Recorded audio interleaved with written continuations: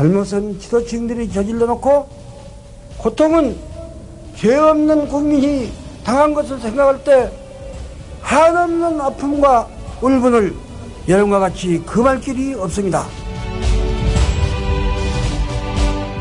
국민TV 라디오 대하드라마 김대중 제5화 정치 중심에 서다 5부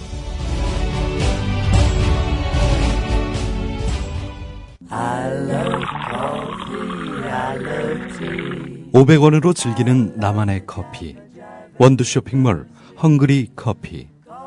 최정상급 로스터가 1년 이하 최고급 뉴크롭 생두를 로스팅해 즉시 배송해드립니다. 대량 구매 시 가격이 할인됩니다. 검색창에 헝그리 커피를 검색하세요. 헝그리커피.com. 헝그리 커피에서 원두를 구매하시는 분들께는 차량용 국민TV 스티커 2매를 함께 보내드린다.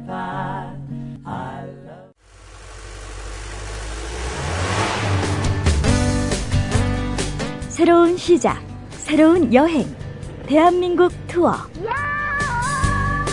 대한민국 투어는 45인승, 28인승, 리무진 등 다양한 관광버스를 보유하고 있으며 최고의 서비스와 저렴한 가격으로 모든 차량을 이용하실 수 있습니다.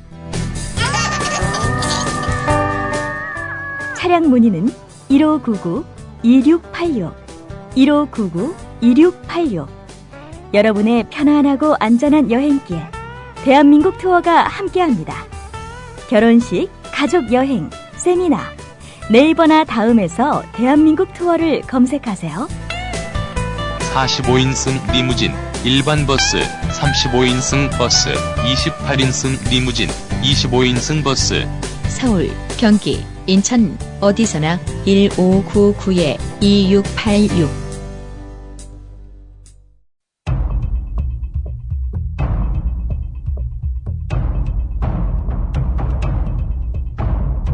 (1967년) 제7대 국회의원 선거 투표를 며칠 앞두고 목포 지역구의 공화당 김병삼 후보가 백범 김구 암살 사건에 관여했다는 사실이 폭로된다. 대위 김병삼 공화당 후보는 백범 암살 당시 헌병사령부 순찰 과장이었습니다. 김병삼 후보는 사건이 일어나기 1시간 전인 아침 11시 30분경 사령부에 비상을 걸었습니다. 그리고 사령부 본관 뒤 지프와 쓰리커터에 헌병 15에서 16명을 대기시켰다가 암살 사건 직후 경교장에 나타나 살해범 안두희를 싣고 헌병 사령부로 사라졌습니다. 저희가 지어낸 이야기가 아닙니다. 제13대 국회에서 백범 김구 선생 암살 진상 규명조사위원회 진상조사 보고서에 나온 내용입니다. 무슈? 김병삼이가 백범 암살 배우라고?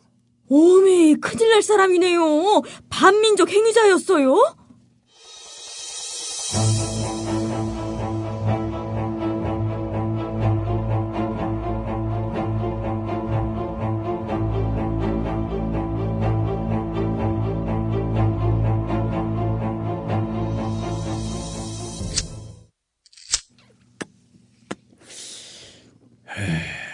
이 큰일은 큰일이야. 아이, 지금 그렇게 여유롭게 말씀하셔도 됩니까? 지금 완전히 망하게 생겼는데. 이게 대책을 세워야 됩니다. 내일 모레 선거인데 말이죠. 참. 김대중 후보는 친일파였다고 맞불을 놓으면 어떨까요? 그런 얘기한다고 사람들이 믿겠나? 아니, 그럼 대책을 세우셔야지요. 지금 남 얘기하도 하실 됩니까? 아이고 참으세요. 뭔 수가 있겠죠. 단언컨대 이번 선거 투표에서 집니다. 아니, 뭐예요? 그럼 어쩌라는 거예요? 아이고, 좀 소리 좀 낮춰! 투표에서 지고 개표에서 이기면 되잖아. 뭐라고요? 무슨 소리야?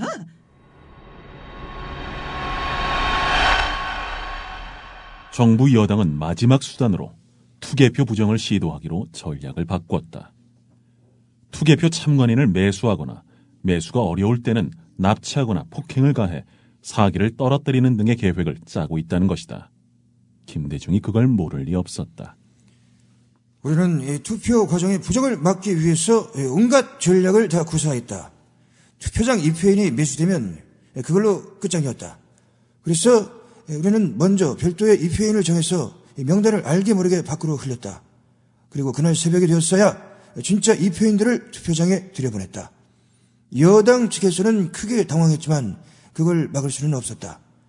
실제로 가짜 입회인들에게 알아보니까 50명 거의 전원에게 여당 측으로부터 각각 5만 원이라는 거금이 전달된 사실이 밝혀지기도 했다.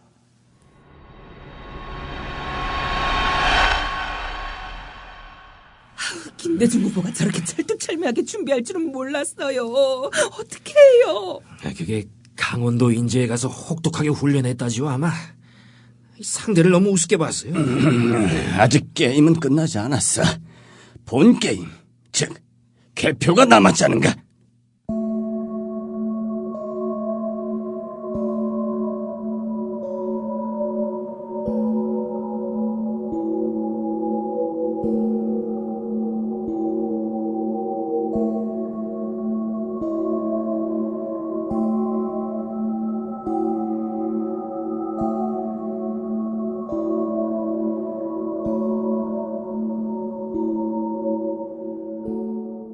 그날 밤 개표장으로 가보자. 10시 반에 정확하게 전기를 내릴 거야. 그러면 그때 표를 바꿔치기 하는 거지. 알겠나? 아니, 그래도 돼요? 그렇게 하는 거야. 개표장은 공화당 사람들에게 다 연락해둬. 알았어? 예. 당시 개표는 대부분 밤늦게 이루어졌다.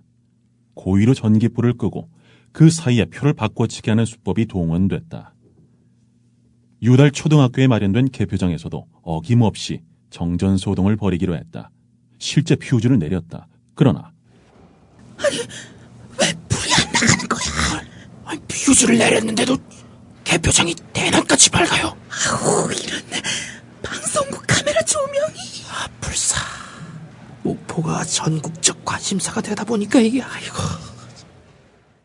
격전지 목포의 선거를 취재하기 위해 내려온 KBS 그리고 외국 방송사의 카메라맨들이 그때마다 장내를 환히 불밝힌 것이다. 결국 정전을 빌미로 표 바꿔치기를 하려던 공화당의 마지막 음모는 수포로 돌아갔다. 김대중은 수많은 고비 끝에 당선됐다.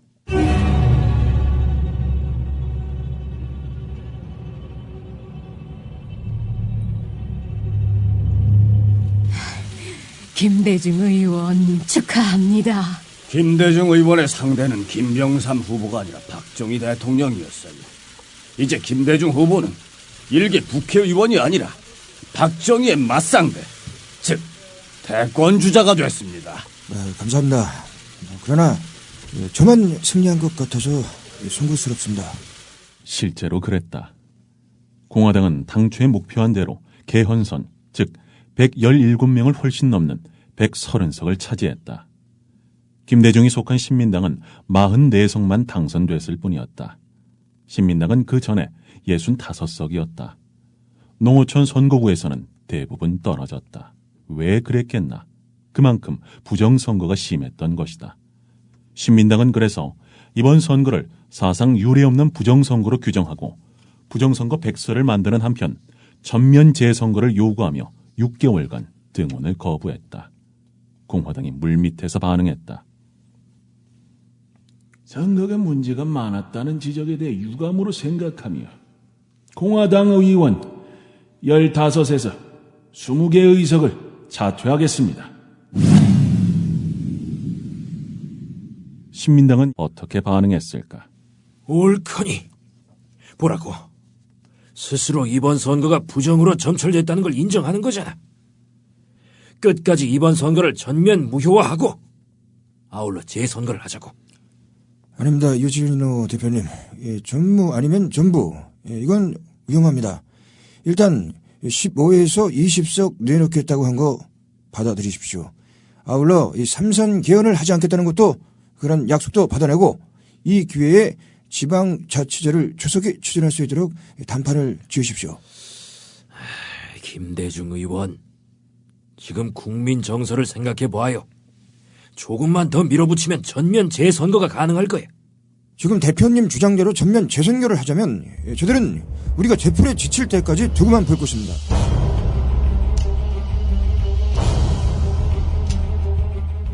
신민당은 김대중의 우려대로 5개월 뒤 아무런 소득도 없이 거의 빈손으로 국회에 등원했다.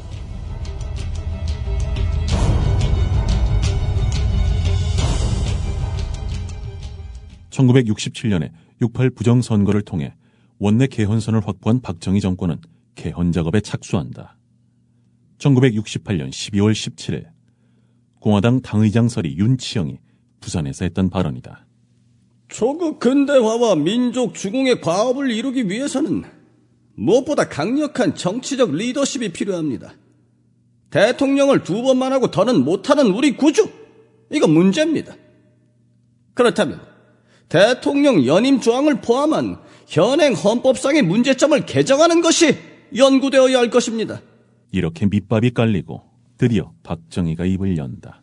1969년 7월 25일 여당은 빠른 시일 안에 개헌안을 발의하고 야당은 합법적으로 개헌 반대운동을 전개하여 지금까지 정부를 공격해온 모든 사실이 정령 민의의 근거를 두었다는 것을 국민투표 결과에서 입증할 수 있도록 노력해야 할 것이다. 국민투표에서 부결될 때에는 나와 이 정부는 야당이 주장하듯이 국민으로부터 불신임을 받고 있는 것으로 간주하고 나와 이 정부는 즉각 물러선다. 박정희는 마침내 민주주의에 건널 수 없는 다리를 건너는 무리수를 던진 것이다. 이 드라마는 백무연 글그림, 만화 김대중을 기초로 해서 만들었습니다. 미디어 협동조합 국민TV 라디오 대하드라마 김대중. 지금까지 해설과 출연의 보이스피 앰비셔스, 극본 연출 김용민, 제작 미디어 협동조합 국민TV 라디오였습니다. 대하드라마 김대중. 다음 시간에 다시 뵙겠습니다.